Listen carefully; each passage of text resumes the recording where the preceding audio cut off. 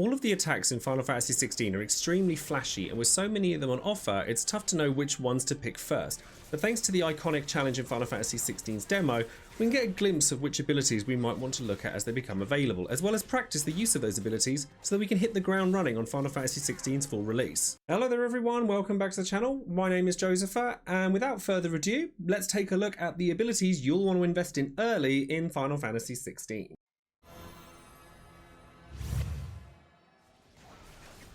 So the first ability I want to talk about here is going to be Gouge. Found in Garuda's skill tree, Gouge is an ability that you want to invest in pretty early on because of its ability to increase your multiplier for your stagger damage, should you wear down your opponent's will gauge, and therefore you'll be able to use that multiplier to help attacks with larger base damage provide bigger payoffs, such as those you find through Titan. Not only that, but it's very useful against smaller enemies as you can stun lock single targets pretty effectively, especially when used in mid-air, and therefore upgrading this ability is going to be pretty important due to the increased speed of its follow-up strikes, meaning you'll have more strikes heading in quickly and therefore a higher multiplier as long as you've got this upgraded.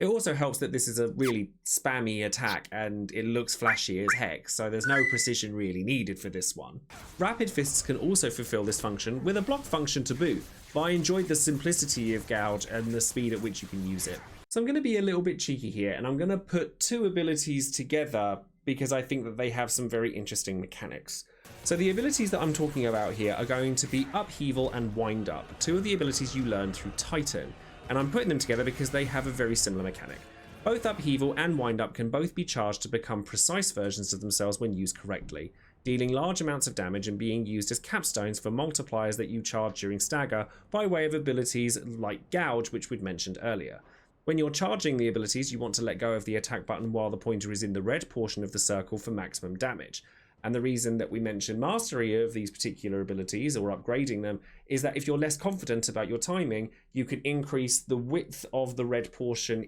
of the gauge within the circle, making it a bit easier for you to get those precise strikes. Additionally, due to Upheaval's ability to slam into the ground from mid-air and bring any enemies that are up there with you down with it, this is a fantastic follow-up to attacks that launch an enemy into the air, whether it be through Deadly Embrace or any other kind of attack that does so, allowing you to go straight into big combos using Garuda's other abilities to then finish up with something like Wind Up. Heatwave is a fantastic ability to invest in due to its ability to both play a defensive and offensive role, due to its ability to dispel magic and counterattack at the same time. Now this attack ordinarily is a pretty wide ranged flaming arc, but if you counter a magic attack with it, then you'll actually release multiple beams of fire to go along with the attack that you absorbed. Having mastery of this ability means that the shockwaves you get from it are increased, so you'll be able to deal even more damage. You can practice this particular mechanic against Benedicta, the boss of the iconic challenge, as a lot of the abilities that she uses are magical. So you're rendering abilities that your opponent has redundant whilst also getting damage for the trouble. That seems really, really strong. So in combination with iconic block through Titan and abilities that are more defensive in nature, you'll start to notice that playing defensively in order to work down your opponent's aggression so you could get a large scale stagger to then pour all of your damage into is going to greatly benefit you in general when it comes to playing Final Fantasy XVI. But I mention Heatwave in particular because it fulfills multiple roles at once. Following on from that, Rooks Gambit is another extremely interesting ability for those who want to adopt a counter-attack style of play. It's an attack similar to Heatwave in that it punishes close-range attacks by jumping back and then lunging forward. But if you evade an attack with the backstep, not only do you increase the power of the lunge, but like Heatwave, the cooldown for the attack is reduced by a full third. So this is used very effectively in close quarters combat, and you get rewarded for timing things well. And the thing that's interesting about this particular skill, in contrast to Heatwave, is that you can cancel the ability after you jump back and reset the cooldown of the ability while you're doing it. Which means that if you're getting your button presses down, you have a backstep ability that you could just cancel and go into other combos while doing so, making advanced play just extra interesting when you're in such close quarters. Now, I want to take a moment to point out that all of the abilities shown in the Iconic Challenge demo for Final Fantasy XVI are very, very strong, and it's going to be really interesting to see how different players tackle different routes with variabilities in their combat in order to create their own playstyle, whether it be defensive like I've been talking about, or just plain rush down with the likes of things such as Phoenix Shift, which is a dash attack and has its length increased by having upgrades to it. So that may be what you choose to do so with. I only haven't put it here because there are other abilities that also sort of dash forward, like Lunge, which cost less for you to upgrade first, but you're absolutely going to want to upgrade Phoenix Shift as well. You can use Deadly Embrace as well to be able to pull enemies out from a crowd, as opposed to having to thrust yourself into the middle of one. But if you're playing like a lot of AoE attacks, then you want to be pushed into the middle of a crowd. So the stuff that I'm saying here is not absolute. The abilities here have been really well designed in order to get you to play in lots of different ways. But from my experience, a block and counter or a dodge and counter stance has helped me to get sort of no hit runs on bosses like Benedicta. It's also worth noting that upon mastery of any one ability, if you like a single ability a lot, mastery of it means you'll actually be able to equip the ability onto any icon that you have, which means you can mix and match your icons to boot, and the only abilities you'll ever really need to worry about in terms of actually equipping the icons are their primary abilities, such as Iconic Block or Phoenix Shift, so you don't have to worry about the rest of it, because if you've invested in them, you can use them however you want. Now, you're going to want to invest in all of the basic abilities pretty quickly when it comes to FF16, but they're all quite cheap, so it shouldn't take too long for you to be able to do that. Certainly not once you find some points in which you can grind ability points out, but I will give some special mentions to a few early on that you might want to invest in, such as Precision Dodge, because mastering it increases the trigger window, which means you'll be able to get your dodges more efficiently, and therefore get your counter attacks in more efficiently. Lunge, because it extends the range at which you can use it, and it also has the ability to parry when timed well, and it's cheaper to invest in than Phoenix Shift is.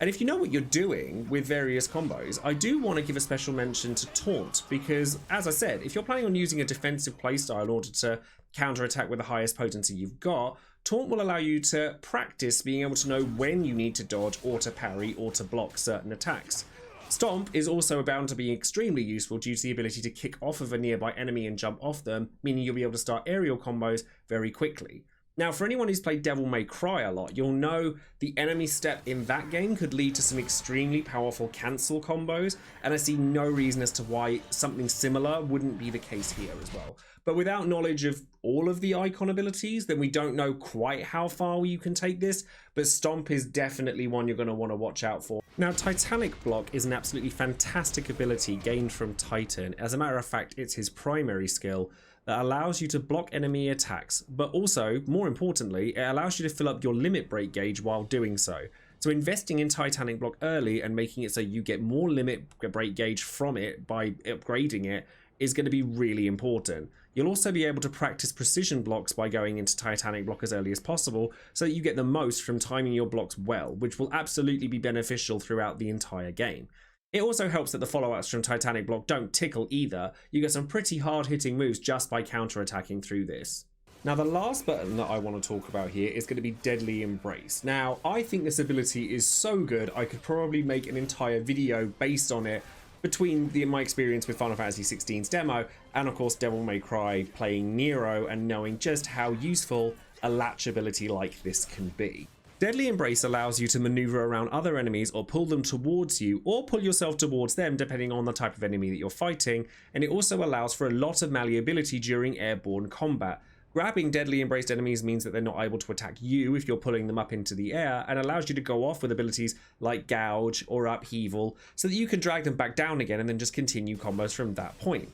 Not only this, but if you're using Deadly Embrace on a heavy enemy while it's already partially staggered, you'll pull it straight into the ground through Deadly Takedown, which is a fantastic ability and launches you into combos quickly. You'll want to upgrade this ability quickly as well, simply because it increases the range at which you can grab enemies. So being able to do things from a longer distance and pull a single enemy out from a crowd so that you can just bully them is an absolute winner. And it's worth noting that you can use Deadly Embrace multiple times while in the air to retain that air and extend those aerial combos. Now, many of the abilities that I've spoken about in this video are pertaining to defensive properties, such as dodging, blocking or counter-attacking, which means it's going to be really important throughout Final Fantasy XVI to study your opponent's attack patterns and know exactly when it is you need to time these blocks and counters. And obviously that's not easy for everybody. So if you need to be able to practice those kinds of timings, the demo can actually help you out a great deal by itself by giving you access to the Ring of Timely Focus, one of 5 accessibility rings that makes the game easier for you if you choose to have it that way. So the Ring of Timely Focus slows time before an available enemy attack strikes you, which means that you can practice basic dodging, which you'll want to do anyway so that you can capitalize on enemy mishaps and start comboing safely. But if you're not confident in your dodging abilities in general, you can use this as just a good means of practicing the timing needed for some of these abilities so that when you go into the full game, you can simply just take the ring off for a stat boosting equipment piece instead, and you'll be ready for anything that comes your way. So that's all of the abilities that I want to cover in today's video. Let me know in the comments below if there is an ability that perhaps I haven't covered in this particular video. Perhaps I could make a second one on other abilities that you may want to invest in as soon as possible. Perhaps you like more AoE capable abilities such as Scarlet Cyclone or Wicked Wheel, or you like the quick cooldown abilities of things like Rising Flames, which is the first ability you get in the game. Let me know in the comments below what you think, and hopefully we'll be able to see a wider plethora of other abilities on the full release for Final Fantasy XVI. You can be sure to find tons of Final Fantasy XVI content on this very channel, so if you enjoyed what you've seen here, don't forget to like the video, subscribe to the channel, and click that bell for notifications for any future Final Fantasy XVI content I have here. Or, if perhaps you're not fully sold on Final Fantasy XVI, perhaps check out the video I've made that covers the demo as a whole and why I think it's probably the strongest demo I've ever seen in a video game. So with that, I will love you and leave you. Thank you ever so much for watching, and I'll see you next time. Take care.